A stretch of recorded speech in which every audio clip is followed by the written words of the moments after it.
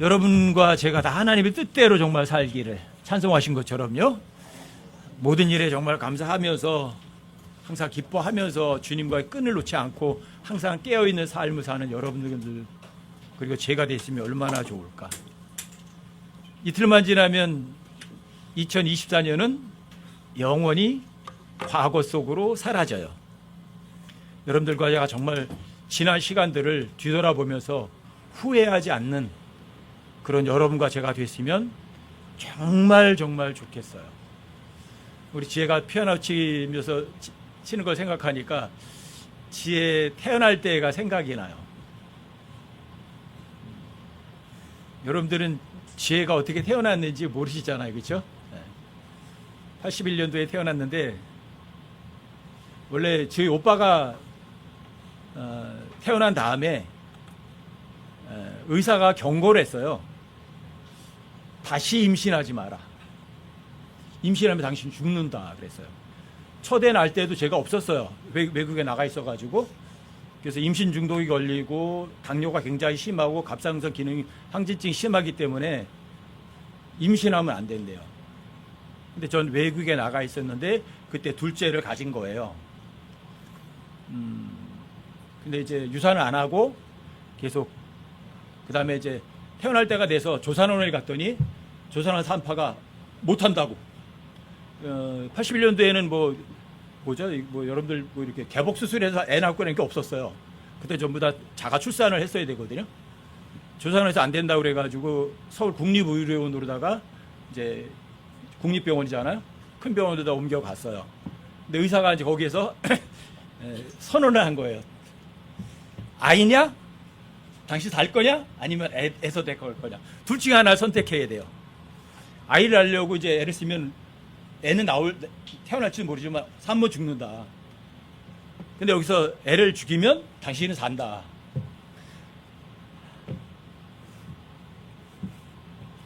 여러분 어떻게 선택하시겠어요? 그때 제가 없었어요. 근데 산모한테 직접 물어봤는데 산모가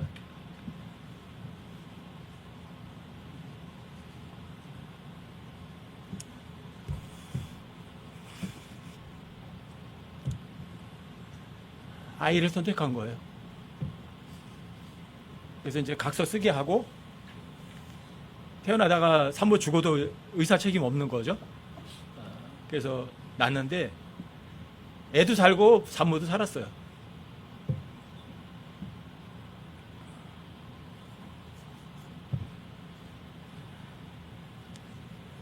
그게 지혜예요. 그래서 그때 의사가 애 낳고 이제 사경을 헤맸죠. 그 후로 이제 몸의 건강을 찾아본 적이 없어요. 계속 몸이 안 좋았어요. 지혜 태어나고 나서. 지혜 태어나서 산모가 아프니까 할머니가 이제 지혜를 키우고 몸도 안 좋으니까 이제 친정으로 가서 애도 못 보고 이렇게 지내고 막 굉장히 어려운 시간을 지내고 건강을 한 번도 회복하지 못했어요. 그래서 의사가 그때 얼마 못 산다 그랬어요. 얼마 못 산다. 그러니까 애는 낳지만 이제 못 산다고 얼마 못 산다고 그랬는데 여러분들이 지혜 결혼식 때 참석하신 분들은 뭔가 들으신 게 있을 거예요. 우리 큰엄마가 나와가지고 우리 형수가 나와가지고 그때 지혜 결혼식 때 이렇게 이야기하긴 게 있어요. 우리 집사람이 지혜를 태어났을 때 산모는 죽는 거잖아요. 그래서 형수는 그렇게 생각했대요.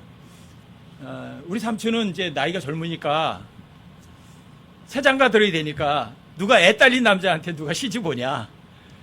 그러니까 지혜는 내 몫이다. 큰엄마가 이제 기르겠다고 생각을 했었대요. 그런데 지혜가 결혼식을 하는 거예요. 근데 그때 엄마가 앉아 있는 거예요. 이렇게 오랫동안 살아있을 거라고 아무도 생각 못 한 거죠. 근데 하나님께서 그때 그 순간의 선택을 보고 하나님께서 오랫동안 살려놓으신 것 같아요. 오랫동안. 지혜 시집가는 거 맞죠? 아들 장가 보냈죠? 지혜 시집가는 거 맞죠? 손녀 낳는 거 다 봤죠? 그리고 2019년도에 떠난 거예요. 그러니까 하나님께서 지혜를 선택하게 하시고 38년을 참아주시고 살게 하셨던 거예요. 참 대단한 거 아니에요? 여러분들은 어떤 선택하시겠어요? 내가 살겠어요? 아니면 자식 선택하겠어요? 둘 중에 하나라면. 그 집사람이 떠나기 전에 항상 그런 얘기 했어요. 집안이 전부 다 예수 안 믿고 뭐 그런 사람들인데 그래도 감사한 게 하나 있대요. 애들 시집가고 장가가는 거 다 받고, 그다음에 감사한 거는 저만 나서 그래도 예수님을 알아서 그래도 하늘나라 가게 됐다. 그것만 하나 해도 너무 감사하다. 그리고 몸이 안 좋아서, 항상 몸이 안 좋아서 제가 좀 경거망동할 수가 없었어요. 제가 뭔가 잘못하면 더 큰 일이 할 것 같아가지고 제가 자만할 수가 없었어요. 항상 아픈 사람이 있으니까. 항상 아픈 사람이 있으니까. 또 아픈 사람은 낮에는 잘 안 아파요. 아픈 사람들은 꼭 낮에는 안 아프고 이제 밤늦게 되면 꼭 아프죠. 하나님께서 너무 감사해요. 그렇게 우리 지혜 보니까 그 생각이 나는 거예요. 진짜 선물이죠. 뭐 이렇게 드러나게 뭐 이렇게 일한 건 없지만 그래도 지혜를 태어나게 해서 건강하게 잘 자라게 해주신 것만 해도 정말 감사하죠. 여러분과 제 삶 속에서 일어나는 여러 가지 사건들은 제가 이렇게 뒤돌아보면 인생이 여전히 그래요. 최악이에요. 굉장히 안 좋은 상황이에요. 근데 그런 상황을 통해서 하나님께서 항상 기적 같은 걸 경험하게 해주세요. 그리고 건강하고 잘 풀리는 사람을 통해서 여러분과 저를 믿음을 단련시키는 게 아니라 어려움을 통해서 여러분과 저를 더 강하게 만들고 더 순수하게 만들어요. 이게 인생의 여정이었어요. 뒤돌아보면. 그래서 이게 창세기 1장에서 7번 나오는 단어가 뭔지 저는 정말 뭐 아주 뼈저리게 느껴요. 내가 보기에 좋은 건 아니다. 하나님이 주시는 거는 내가 볼 땐 최악이었지만 항상 주님께서 우리한테 최선을 주신다. 이게 여러분들과의 삶 속에서 그런 것들이 반복되시면 얼마나 좋을까. 조금 전에 점심 먹고 나서 기순자매랑 잠깐 이야기하는데 문영재 어디 갔어? 문영재가 직접 간증을 한번 해야 되는데. 문영재 준비됐어? 네?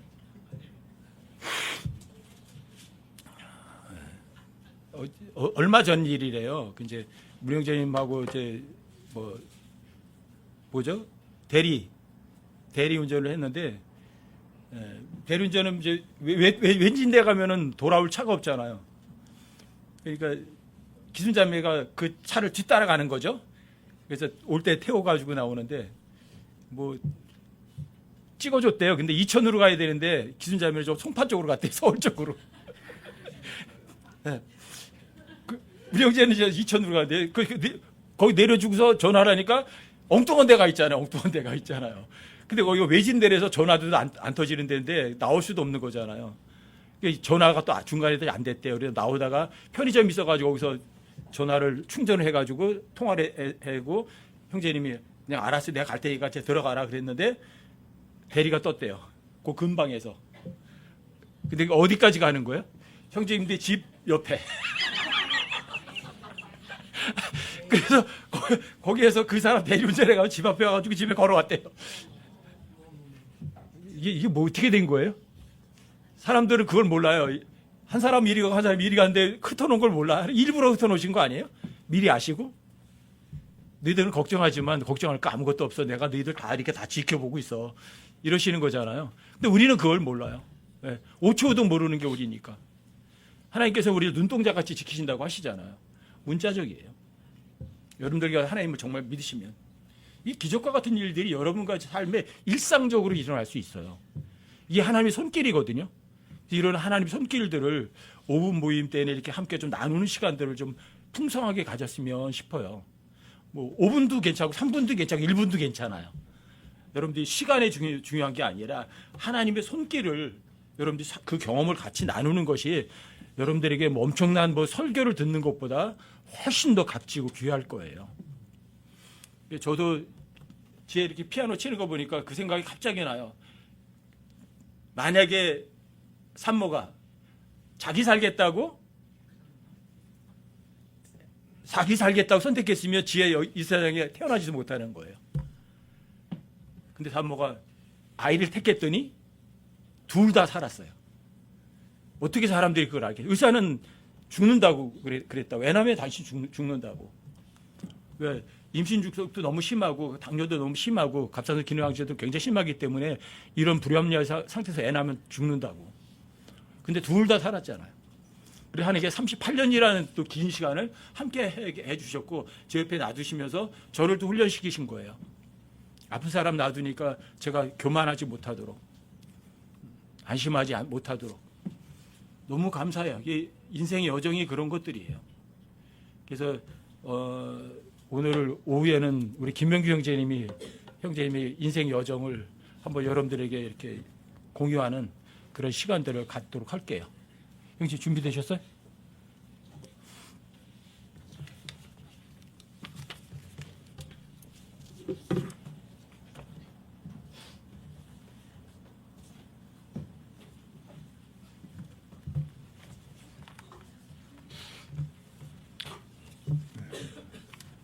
안녕하세요.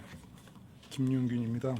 뭐 여정 뭐이라기보다는 그냥 이제 먼저 정석 형제가 테이프를 이제 끊었는데 지난주에 포천교회를 어떻게 해서 오게 됐는지 그 과정, 어떻게 제가 예수님을 영접하고 뭐 아시는 분들은 뭐 많이 아시겠지만 이제 그 과정을 좀 말씀드리려고 합니다.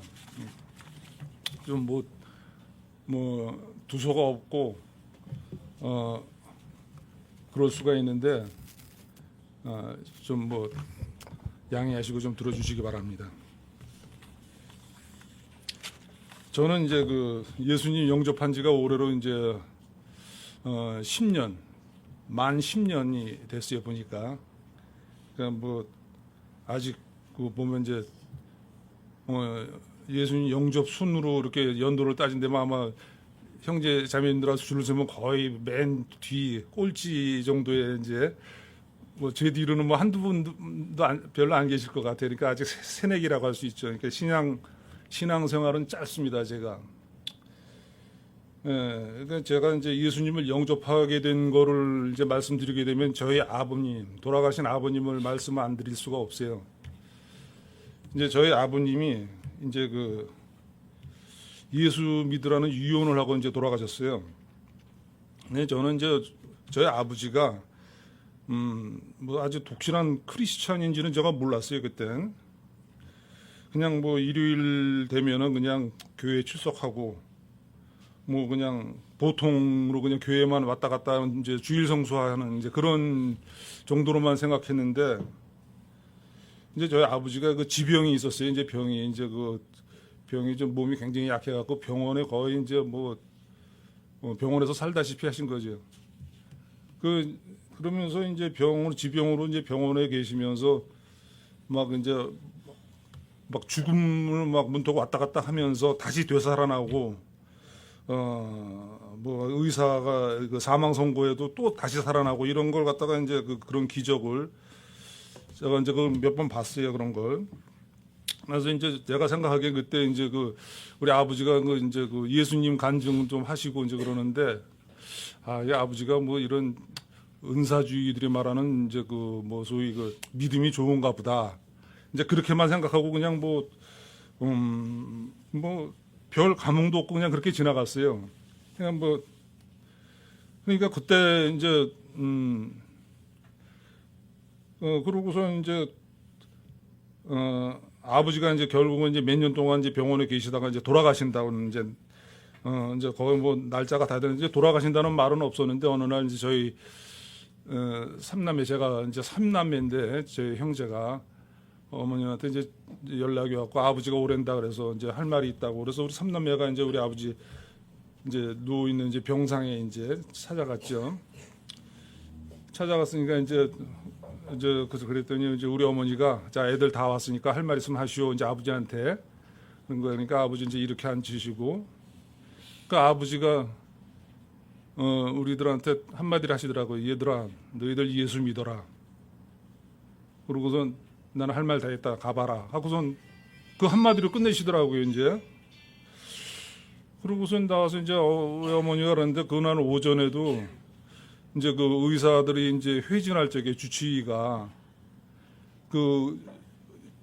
회진할 때 이제 평소에 이제 드러누워 있어야 되는데 일어나 앉아서 그 주치의한테 이제 주치의 손을 잡고 박사님 그동안 이제 나를 좀 돌봐주시느라 고생했다. 박사님이 아무리 그 의학을 공부하고 의사가 됐어도 예수님을 말미암지 않고는 병을 완전히 고치긴 힘들다, 안 된다. 그래서 예수님을 영접하라는 그 이제 전도를 하셨다 그러더라고요. 근데 이제 그 말이 끝날 때까지 그 의사도 그 뒤에 이제 뭐 같이 수련의들도 쭉 서서 그 얘기를 듣는데 내내 하면서 그 의사가 손을 놓지 않고 그냥 끄떡끄떡 하고서 이제 끝까지 이제 그 말을 잘 이제 들었다 그러더라고요. 그러면서 우리 어머니가 평생에 우리 아버지가 이제 말 주변이 없다고 그러는데 그 평생에 그렇게 조리 있게 말하는 건 처음 들었다는 거예요. 그러면서 뭐 그러고선 이제 그러고선 그 다음 날이에요. 이제 그 다음 날 아버지가 유독하다가 이제 돌아가신다 그래서 이제 병원에 다시들 이제 다 모인 거지 병원에. 그래서 이제 결론은 이제 그 다음 날 돌아가신 건데 그러니까 너희들 예수 믿어라 하는 게 이제 유언이제 마지막 유언. 그래서 이제 병원에서 이제 모여서 아버지가 이제 돌아가신다고 이제 뭐 막 이제 돌아가실 때 되니까 뭐 다른 이제 처치실 같은 데로 이제 막 거기서 이제 막 뭐서 숨이 넘어가고 막 그냥 끌떡끌떡하니까 이제 내 동생이 막 울고불고 막 그래 이제 옆에서 막 흔들어 깨우고 그러다 보니까 또 살아나더라고요. 그렇게 한 두세 번 하니까 아버지가 짜증을 내는 거예요. 깨우지 말라고. 내가 좋은 데 가는데 아주 딱 정색을 하면서 깨우지 말라는 거야. 이제 내 동생한테. 그러더라고요. 그래서 그러면서 이제 또 의식이 거의 없는 가운데서 또 이제 막 숨이 넘어가는데 막 내 동생 그 팔에다가 뭐 숫자를 써요. 그 숫자를 쓰는데 그걸 우리가 무슨 숫자인지 몰라요. 190 같은데 190. 그러니까 그 무게 왜 무슨 숫자인지 모르는 거야. 그러니까 내 동생이 찬송가 190장 그러는 거야. 그렇게 외치니까 우리 아버지가 고개 끄덕끄덕거리는 거야. 그래서 찬송가 이제 그 성경책 한 아버지 옆에 있었으니까 찬송가 갖다 그 성경책에 찬송가니까 190장을 이제 펼쳐보니까 샘물과 같은 보혈은이에요. 그게. 그래서 샘물과 같은 보혈 그러니까 고개 끄덕끄덕거려서 이제 우리 삼남매는 뭐 교회하고는 뭐 거의 뭐 전혀 상관이 없이 살았으니까 찬송가라는 건 전혀 모르지. 근데 이제 그래도 또 우리 형님도 그렇고 음악에 대해서 좀 조예가 있던 분이라 악보 보고 보니까는 노래가 이제 찬송가다 그걸 불러달라고 하니까 이제 불러줬지 그거를. 부르는데 그 찬송이 자연스럽게 나오는 거예요. 이제 샘물과 같은 보혈은 하면서 그러면서 그 찬송을 들으면서 우리 아버지가 이제 살며시 미소를 지으면서 돌아가시더라고요. 그걸 우리가 이제 눈으로 봤어요. 이걸 이제 자식들이 다 눈으로 봤는데 그냥 그걸로 끝이에요. 이제 무덤덤한 거니까 완전히 그 마음이 가슴이 그 얼마나 단단한지 그냥 뭐 이 다이아몬드에다가 그 고래 힘줄 섞어놓은 그 마음 아주 강하고 질긴 이 마음이야. 그러니까 막 뭐 세상 교만에 가득 차갖고 무슨 말을 해도 그냥 무덤덤이야. 그런가 보다지. 그래서 그게 이제 그 유언을 듣고선도 교회를 갖다 내 지금 후회하는 게 왜 그때 바로 교회를 가지 않았었나. 그게 이제 굉장히 후회하는 마음이. 그런데 이제 그러고 나서 이제 뭐 세월은 지나가고 뭐 10년 지나가고 막 이렇게 되는데 이제 우리 그 막내가 이제 그 고등학교 진학하고 뭐 이러면서 이놈이 이제 속을 막 이제 많이 새겼는데요. 걔 이제 뒤치다거리를 한 3년 하다 보니까 아주 집안이 폭삭 아주 막 이상하게 아주 다 망가지더라고요. 그래갖고 그렇게 뭐 완전히 그 헤매고 있는 와중에 그러니까 뭐 그 우리 그 찬양집에 있는 그 사방에 가로막혀 울고 있나요? 그 가사 똑같이 진짜 사방에 가로막혀서 뭐 있어서 헤매고 있을 때 아버지가 이제 꿈에 나타나신 아버지가 우리 아버지가 좀 이제 그 멋쟁이신데 꿈에도 그 멋있게 그냥 차려입고 성경책을 딱 옆에 끼고선 교회를 가시는 거야. 그게 3번 그 정도 그 꿈을 3번을 꾼 거예요. 그거를 며칠 상관으로. 그래서 야 이거 아무래도 이제 우리 집사람한테 야 교회에 나가라나 보다. 그래서 우리 교회 한번 가볼까 이제 이렇게 돼 갖고선 그러니까 우리 집사람이 뭐 그런 거 내 뜻대로 하겠다. 내가 교회 가면 따라가고 아니면 안 가고 우리 집사람이 이제 그렇게 얘기를 해서 그래 우리 그럼 교회 한번 가보자. 그래서 이제 그 동네에 있는 그 장로교회 이제 거기에 이제 등록해서 이제 다니게 됐어요. 그 장로교회 이제 그 다니면서 아주 무척 그 열심히 이제 다니게 된 거죠 교회를. 그래서 이제 처음에 등록하고서 얼마 안 지났을 적에 이제 그 목사 거기 교회 목사님 설교가 그 솔로몬의 1000번제에 대한 그 설교를 그걸 하면서 빙자해서 아이들이 있는 집은 아이들을 위해서 1000번제 헌금을 해라는 이런 그 1000번제 그 빙자해서 그 헌금을 갖다가 이제 대한 1000번 헌금에 대한 그 강요지 그러니까 지금에 와서 말도 안 되는데 거기에 속았어요 제가. 속아서 아 그게 1000번제 뭐 1000번 뭐 헌금을 갖다가 해야 된다는데 나는 이제 뭐 아무것도 돈도 없고 그러니까 제 마음에 그래 나는 그냥 몸으로 때우자. 그래서 이제 그 1000번 새벽 예배를 한번 빠지지 않고 이제 연속해서 가보자. 그래서 마음으로 작정했어요. 근데 그게 처음에는 그걸 몰랐는데 성경 갖다가 계속 이제 보다 보니까 그게 내가 마음에 작정하게 하나님하고 소원한 게 되는 거야. 소원. 나도 나중에 보니까 그래갖고선 이게 그러다가 하루를 안 빠지고 그러니까 새벽 예배를 연속해서 이제 가게 되는데 이게 나중에는 한 1년 지나고 막 이러다 보니까는 처음엔 그런 뜻이 아니었는데 점점점 내 의의가 돼갖고 그게 그러니까 전부 교회 사람들이 이거 새벽 예배 붐이 거의 일어나는 거예요. 이제 몇 명 한두 명 뭐 얼마 안 왔었는데 막 초심자가 계속 출석하다 보니까는 예, 좀 그 선배 그 거기 그 분들이 이제 출석 안 하던 분들도 출석하고 뭐 하고 이렇게 된 거예요. 그래서 그게 이제 뭐 열심으로 이제 다니는데 그러고선 이제 그 성경 말씀을 어느 새벽 예배 때 거기 이제 나이 드신 어떤 이제 그 성도분이 자기 이제 성경을 필사를 한다는 거예요. 성경 그래서 일독을 필사를 했대. 그래서 그 글씨를 이제 그거 한번 봤는데 큼직큼직하게 좀 뭐라 그럴까 똑바른 글씨도 아닌데 그 필사라 그거 한 일독을 갖다 했다고 그러는 거. 그래서 그걸 보고선 굉장히 이게 쇼킹이 충격을 받았죠. 그래서 굉장히 도전이 생기더라고. 아 나도 그러면 한번 써봐야겠다. 읽는 것도 읽는 거지만. 그래갖고서 이제 그 성경 필사를 하려고 시작을 했는데 앉아서 쓰려고 그러니까 꾀가 나니까 쓰는 것보다 타자로 치면 좀 낫지 않을까. 그래서 이제 그래서 성경 타자를 시작했어요. 그래서 성경 타자를 치면서 이제 본인 이제 수박 겉핥기로 성경을 여러 번 읽게 됐죠. 그래서 나는 그 꽤 여러 독 그 타자를 친 줄 알았는데 어저께 내가 다시 그 성경 타자 그 사이트에 이제 거기에 이제 들어가서 보니까 거기서 이제 옛날 기록이 이제 저해된 기록이 다 있죠.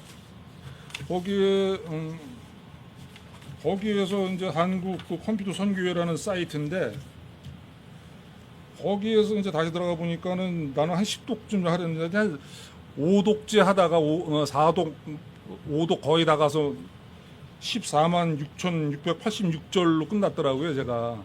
그 성경 저 성경 절수가 약 한 3만 1,100절 정도 되니까 5독에서 조금 못 미치고 끝난 거지. 그러니까 그때 당시 왜 끝나게 됐냐면은 이제 성경을 이제 몇 독 그렇게 뭐 하다 보니까는 하나님이 겉핥기로 읽었지만서도 뭐를 얘기하는지 어렴풋하게 아는데 이 목사님 설교는 전혀 그게 아니에요. 목사님은 그때 이제 그 춘천 한마음교회라는 데를 갔다 와서 거기에 그 교회를 갖다 벤치마킹을 갖다 이제 해서 우리도 좀 부흥 좀 하자. 그런데 그런 춘천 한마음교회 거기 뭐 간증하는 거 막 그 비디오를 막 보여주고 그러는데 이거는 정말 이건 뭐라 그래, 이거 은사주의의 결정판이에요, 완전히. 그러니까 그 부활의 주님을 만나야 된다는 미명하에 그러니까 갖고 있는 거 다 그러니까 말도 못해요. 그러니까 예수를 잘 믿어야지 잘 된다는 얘기죠. 그게 은사주의 아닙니까? 예? 예수를 누가 안 되면 그따위로 믿으니까 이런 식이죠. 안 되면 예수 더 잘 믿어봐라 이런 식이고. 이제 그래서 그게 성경하고는 전혀 반하는 거니까 제가 이거 그때 얼마 초심자인데 이거 잘못된 거다 이렇게 그 주위 성도분 얘기를 하면은 목사님한테 얘기 좀 해봐라는데 목사한테 얘기하는 분이 없더라고요. 말을 못해. 그래서 이제 제가 이제 목사님한테 얘기를 했죠. 목사님 이거 설교가 좀 잘못된 거 아닙니까? 성경 내용하고는 목사님 설교랑은 저는 잘 모르지만 안 맞는 것 같습니다. 그러니까 목사님이 그러더라고요. 내 설교가 조금 과한 면은 있다. 이제 좀 앞으로 좀 그런 거는 좀 안 하겠다는 그런 이제 저한테 말을 하더라고요. 시인을 하면서. 그러면서 이제 그런데도 그 다음에 또 그런 설교를 또 그런 취지로 또 하는 거예요. 그래서 이제 집사람한테 또 앞으로 또 한 번 또 그러면 나 교회 옮긴다. 그러면서 계속 이제 진실된 마음을 갖다 이제 찾고 있어서 이제 그 진리를 찾고 있었는데 그러다가 킹제임스 성경을 알게 된 거예요. 그러다가 킹제임스 성경을 알고 나서 보니까는 내가 열심히 타자치고 맷독을 하고 이거 읽었던 그 개역 성경은 이거는 한참 잘못된 성경이라는 걸 알게 된 거예요. 그거를. 그러니까 아주 굉장히 나는 이제 충격을 받은 거예요. 충격을. 그래갖고 이제 킹 제임스 성경을 이제 쓰는 이제 교회를 좀 알아보려고 하다가 이제 밴드 네이버 밴드에서 성경 말씀과 예수 그리스도 하여튼 그런 그 밴드에 이제 거기서 킹 제임스 성경을 갖다가 다루는 밴드인데 거기에 가입을 해서 이제 킹 제임스 성경의 말씀을 들으면서 이건 거기 너무 이 개역 성경하고 이제 구별되는 거를 보니까 이거 교회에 가서 이거 지금 장로교회 지금 다니던 교회를 이거 다녀야 되냐 말아야 되느냐 이제 교회랑 이런 마음만 들어가고 그러면서 그러면 킹 제임스 성경 이제 쓰는 교회가 어디 있나 이제 이런 생각도 있는데 그 밴드에 홍영재님 설교가 이제 올라온 거예요. 내용은 확실하게 기억은 안 나는데 글 끝에 포천 침례교회 홍성률 형제 설교 중에서 이렇게 써 있는 게 그래서 포천 침례교회라는 게 있었네요. 그래서 얼른 치니까는 여기 홈페이지가 나오는 거예요. 포천 침례교회 홈페이지가. 그래서 아주 가까운 데 있다는 거 알았죠. 그러면서 몇 달 동안 이제 교회는 이제 사실 건성으로 다닌 거예요. 교회는 건성으로 다니면서 마음은 여기 와 있던 거죠. 그래서 홈페이지 들어가서 홍영재님 칼럼 여러 가지 이제 보고 했는데 제일 이제 저는 마음을 쇼킹한 게 자비량 선교회 거기에 이거는 정말 이거지 그냥 그 글을 보는 순간 이거야말로 정말 진짜 목사가 아닌가 이렇게 생각을 했어요. 그러고 있는 와중에 이제 그러고서 이제 성경 타자를 그만둔 거예요. 왜냐 이거 개혁 성경 잘못된 거 백날 그거 하면 뭐 할 거야 그거는. 예? 그래서 그만두고 그게 그러니까 한 2년 정도 이렇게 2년 뭐 4개월인가 이렇게 됐더라고요. 보니까 그 시작해서 그 끝날 때까지 그 기록을 이렇게 보니까 그러니까 그러고서 이제 어느 날 이제 또 새벽 예배 일요일 날이에요. 일요일 날 새벽에 이제 그 새벽 예배를 이제 갔어요. 새벽 예배 이제 일요일 날 새벽 예배 갔는데 거기서 또 부활의 주님이 또 나온 거예요. 또 춘천 그 한마음 교회가 또 그래갖고 새벽 예배 끝나고 야 이 교회는 빠이빠이다 이제 하고선 바로 포천교회를 찾아서 온 거예요 여기를. 그래서 찾아서 이제 와갖고 포천교회를 이제 오게 됐죠. 와서 이제 그게 처음에 장로교회 들어간 지도 그게 이제 우리 아버지가 돌아가신 지 16년 만에 이제 유언을 한 지 16년 만에 이제 교회를 찾은 거고, 그리고 예수님 영접하고선 또 3년이 지나서 이거 여기 이제 그 진리 말씀을 찾아서 오게 된 거죠. 그래서 이제 이게 이제 찾아서 이제 여기로 왔는데 그때 그 형제님이 이제 저러분이 교회 오래 다녔냐고 어떻게 오게 됐냐고 그런 거서 교회는 오래 안 다녔다 다닌 지 한 3년밖에 안 됐다니까 깜짝 놀라는 거 3년 만에 어떻게 여길 찾아왔냐는 거지. 아무리 3년이야 이거 10년 20년 이게 헤매야지 여기 오는 건데 이제 이렇게 무척 빨리 왔다는 거야 날 보고. 그래서 하여튼 그렇게 됐다고 이제 그러면서 이게 포천교회를 이게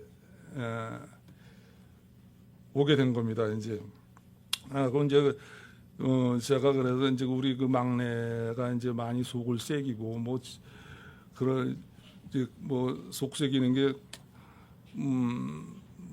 나아지는 것도 사실 뭐 없는데 좀 나아지는 듯 하다가도 또 강도가 좀 높아지고 또 높아지고 뭐 이런 식으로 뭐 있어요. 그래서 아주 그 놈은 이제 아주 원수 진짜 원수처럼 생각했지 그렇게 생각을 했는데 그냥 네가 나하고 원수처럼 생각을 했는데 너 때문에 예수님을 알게 됐으니까 너는 내 생명의 은인이다. 우리 집사람한테도 잘해주자 이제 이런 식으로 뭐 그래도 또 이제 뭐 무슨 일이 있으면 또 그냥 걔한테 막 뭐라고 이제 그러긴 하죠. 근데 뭐 크게 이제 지금 애가 이제 변한 건 없지만서도 그래서 이제 제가 예수님을 영접하고 여러 가지 이제 그 성경을 갖다가 이제 이 홍영재님이 그 성경의 진리를 가르쳐 주는 데서 많은 공감을 하고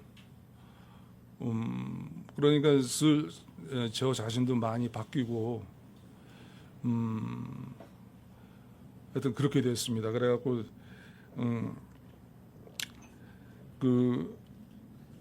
지금 현재는 이제 제가 이제 홍영재님의 가르침을 갖다가 이제 좀 그거를 성경 가르침을 갖다가 이제 하나님 말씀 안 들은 적이 있어요. 안 들은 게 뭐냐 이제 돈에 대한 이제 문제인데 제가 우리 애 때문에 이제 청주에 가서 한 1년 살다 왔는데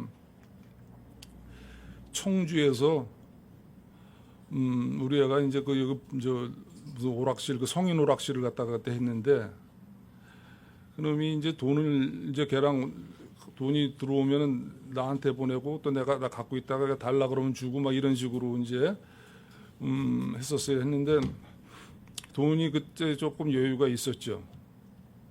그래갖고서 이제 뭐 여유가 있고 뭐 이제 그런 식으로 해서 누구 이제 내가 홍영재님한테 한번 홍영재님 기억하실는지 몰라도 교회에 조금 뭐 어느 분이 좀 근황이 어떠냐 하니까 좀 뭐 조금 어려울 거다고 이제 이런 식으로 말씀 이제 하셔갖고 제가 이제 얼마를 담아서 일요일날 이제 헌금함에다 넣어야겠다 그 형제님한테 이제 드려야겠다는 그 마음으로 돈을 다 넣어놨어요. 근데 그게 그 주에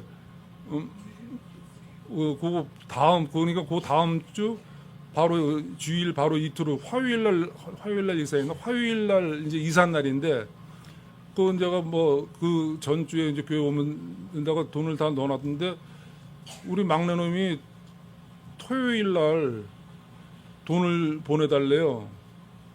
그래서 돈을 갖다가 얼마서 보내주고 금방 저거 뭐 내일 준다는 내일 다시 이제 채워준다는 식으로 하는데 돈을 갖고 있는 여윳돈이고 뭐고 다 보내주게 됐어요. 다 싹 다 보내주고 이제 여기 이사 오게 된 보증금이 500만 원이 내야 되는데 보증금까지 다 가져간 거야 이놈이. 나는 이제 의뢰 줄 알았지. 왜냐 그걔 처가 나한테 하려니까 걔 처가 아버님 주세요 이제 하고 다 주. 나걔 말은 안 믿어도 우리 그 며느리 말은 믿거든. 그래서 알았다고 하는데 이놈은 걔 협박에 못 이겨서 얘기를 했던 거야. 네가 아버지한테 전화해서 돈 좀 보내라 그래라. 그래갖고 돈 있는데 다 500만 원 보증금까지 줬는데 이제 한 2, 3일 있으면 이사 가야 되는데 이거 야 보증금 이거 빨리 야 보증금이라도 보내라 그랬더니 돈을 안 보내면서 이놈이 아버지 한 일주일만 연기하면 안 돼요 그러는 거 이사를. 그래서 야 그거 무슨 말이야 막 이거 말도 안 되는 소리 하지 마라.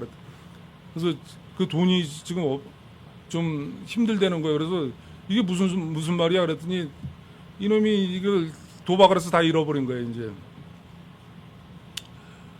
불과 며칠 사이에 걔 갖고 있는 돈, 막 내가 보기에도 가량으로 막 거의 한 1억 가까이 잃었어요. 몽땅 가족의 몽땅 다 그냥 몽땅 다 갖다 박은 거예요. 그러니까 이거 답답 큰일 났어요 이게. 그런데 내가 그거를 홍영진님한테 얘기를 한 거예요. 이제 나중에 얘기했지 그 다음에. 홍영진이 사실 이런만 저만 있어서 내가 내 마음에 작정을 하고 하나님 작정인데 돈을 담았는데 그걸 못 갖고 왔다. 이 보증금 때문에 이틀 후에 이사 가는데 돈은 이건 이제 그래서 우리 딸한테 얘기를 했더니 우리 딸이 자기가 해준다고 그랬는데 그것도 나와야지 나오는 돈인데 그거를 내가 믿을 수가 없지 않느냐는 얘기지. 이사한 날 물론 그래서 나중에는 걔가 이사한 날 갖고 왔지만 그 전에 내가 봉투에 담았던 돈을 못 갖고 온 거예요 그거를. 그래갖고 홍영재님한테 이제 혼났죠. 그거 갖고 왔어야지. 그거를 갖고 왔어야지. 그거 하나 근데 그거를 못 갖고 온 거예요. 그러니까 그러고서 그 다음부터 내가 그런 표현에서 돈을 말리기 시작했는데 나한테 있는 돈을 제가 홍영재님한테 그런 표현 드라이로 물 말리듯이 돈을 말리더란 얘기야. 야, 그때 당시에는 내가 이제 나도 좀 하는 일이 좀 생겨갖고 돈도 좀 벌고 그랬었는데 뭐 이게 일도 뭐 잘 안 되고 막 이러더니 막 나중에 막 엉망진창이 되는 거예요. 그러더니 내가 하는 일은 완전히 끊기게 되더라고요. 뭐 그래갖고 참 이게 그렇구나. 뼈저리게 많은 이제 뭐 왜 나중에 후회를 많이 해. 홍영진한테 그 말씀을 드렸다는 거는 내가 후회한다는 취지였지. 내 취지는 내가 그거를 이사를 뭐 보증금을 뭐 못 내는 한이 있더라도 작정하고 하나님하고 약속한 건데 내가 작정한 게 하나님이 작정한 거니까 하나님 주라는 건데 왜 그걸 안 줬나. 그 이제 그런 이제 마음이 계속 들어가고 그런 이제 후회가 있었습니다. 그런데 또 그게 또 어느 날 또 조금 이제 뭐 다른 걸로 해서 막아주시면서 풀려가더라고요.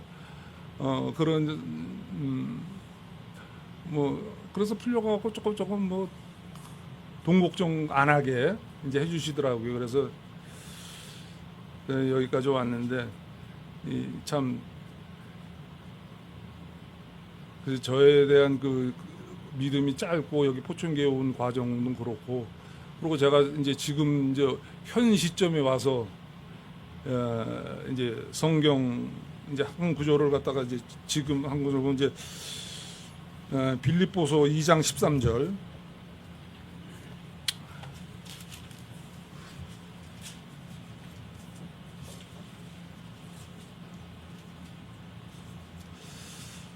이 빌립보서 2장 13절 보게 되면 너희 안에서 일하사 자기가 참으로 기뻐하는 것을 원하게도 하시고 행하게도 하시는 분은 하나님이시니라. 참 이게 이 말씀이 참 제 가슴에 와닿아요. 하나님이 원하시는 걸 나도 원하고 행하게 하신다는 걸 이걸 알게 됐어요. 이게 현재 상태에서. 그래서 이걸로 이제 말씀을 줄이겠습니다.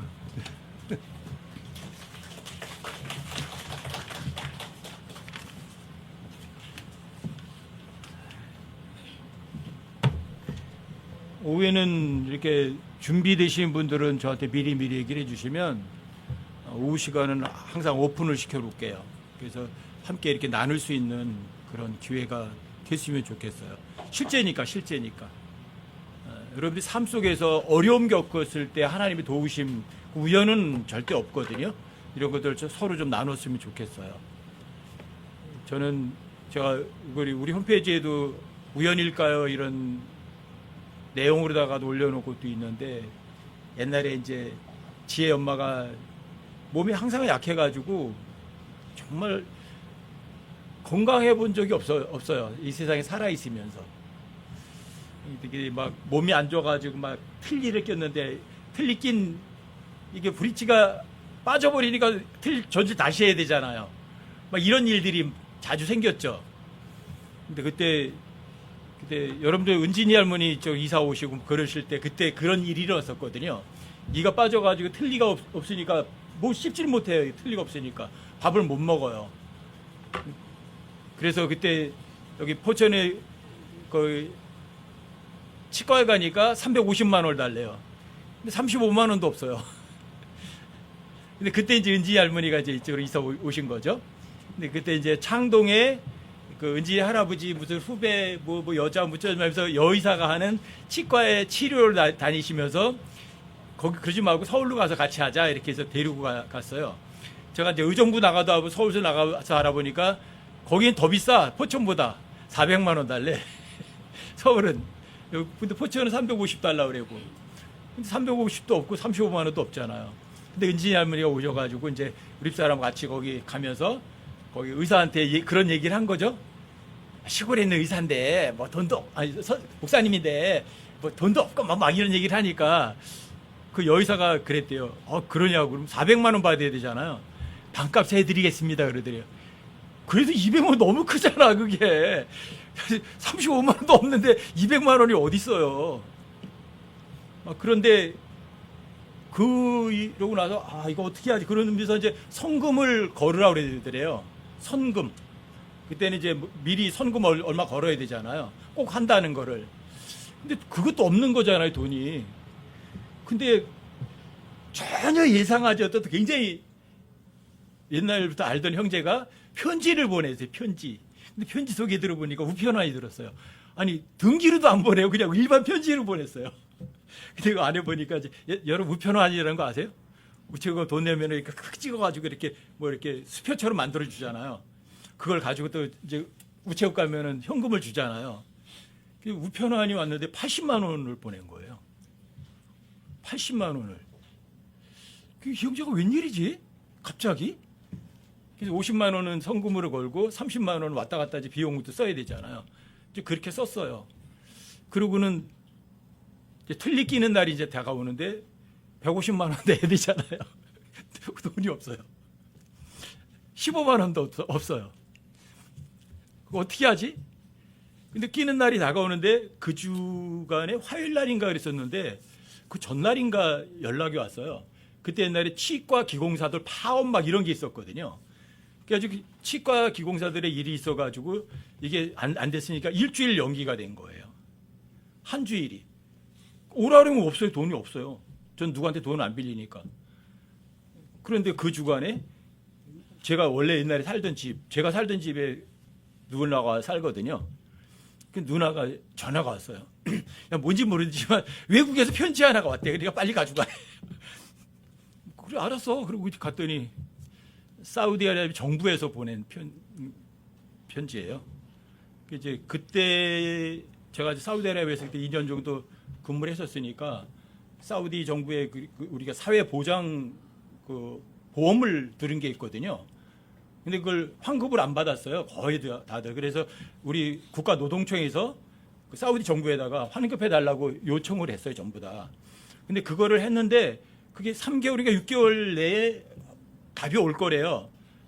그게 만약에 그 이상 지나 안 하면 자료를 못 접근해서 환급이 안 되는 거로 알고 그렇게 해라 그래요. 근데 그거 환급 신청한 지 꽤 오래됐거든요. 1년도 훨씬 넘었어요. 근데 그게 온 거예요. 사우디 그 사회보장보험 환급이 그 개인으로 오거든요. 뭐 노동청으로 와서 주는 게 아니라 각 개인에게 직접 와요. 근데 그게 온 거예요. 왜 하필이면 그때 와요? 그게 리알인가 달러인가 제가 기억이 잘 안 되는데 이게 외국 환이거든요. 그 은행 가서 환전해야 되잖아요. 얼마 할 것 같으세요? 156만 몇천 원이었어요. 참 150만 원이 필요하거든요. 참 제가 그때 그거 겪으면서 야, 하나님 이렇게 정확하실 수가 있을까? 아니 먼저 보내었어도 되잖아요. 근데 왜 이빨 그것도 파업 나가지고 일주일 딜레이 시키고 왜 편지까지 안 왔거든. 와, 어쩜 이럴 수 있을까? 액수도 이렇게 맞추실 수 있을까? 제가 실제로 된 그런 실제 삶이잖아요. 이게 실제 경험. 그런 걸 해보면서 이제 알겠더라고요. 아, 걱정할 거 아무것도 없구나. 내가 누구한테 돈 벌리고 손 내밀고 그럴 필요가 없구나. 정말 주님만 신뢰하면 주님께서 다 공급하시는구나. 이게 그때 IMF 터지고 얼마 안 돼서 있던 일들이거든요. 여러분들에게도 똑같이 그렇게 하세요. 여러분들에게도 그렇게 하세요. 저는 정말 하나님이 우선이고 전 돈은 두 번째였었거든요. 하나님 우선 세우니까 하나님께서 물질 같은 거는 다 알아서 세우시는 거예요. 진짜 문자 그대로 눈동자처럼 지키고 필요한 거 다 채우시는 거예요. 여러분들도 한번 믿어보세요. 저는 없으면 누구한테 손 절대로 안 내밀어요. 지금도 마찬가지. 굶어 죽어도. 근데 하나님께서 다 채우세요. 물질 채우는 거는 그건 게임도 안 돼요. 여러분들에게 더 중요한 건 영적인 필요를 채워주시는 게 더 복이 있는 거예요. 그런데 2005년 후로다가는 하나님께서 저한테 영적인 필요를 채워주셨어요. 왜? 다른 책에서 다른 사람에게 배운 게 아니라 성경을 통해서 직접 하나님께 배우는 것들로 채워주셨거든요. 그래서 뭐 킹제임스 2단이라는 소리도 듣게 됐지만 괜찮아요. 너무 감사해요. 왜요? 그런 영적인 필요는 다른 사람들에게서 얻지 못했거든요. 오직 성경 기록을 통해서만 얻을 수 있었거든요. 그게 더 값지죠. 물질이 더 값져요. 영적인 게 더 값져요. 영적인 게 훨씬 더 값져요. 여러분, 이 삶 속에 물질적인 풍요는 영적인 빈곤을 불러와요. 근데 물질적인 빈곤은 오히려 하나님께 더 바짝 붙거든요. 영적인 부자가 돼요. 어느 거 원하세요? 영적인 부자가 되길 바래요. 그래야 여러분들이 나중에 주님 앞에 갔을 때 영적인 분 앞에서 부끄러움 당하지 않고 칭찬받으니까. 여러분과 제가 주님 오시는 그 순간까지 물질적인 게 아니라 영적인 것을 악착같이 잡으려고 애쓰는 여러분과 제가 되셨으면 정말 좋겠어요. 아시겠죠? 이틀 후면 2024년도 영원히 이제 과거가 돼요. 여러분들이 미래를 향해서 후회 없이 사는 여러분과 제가 되시자고요.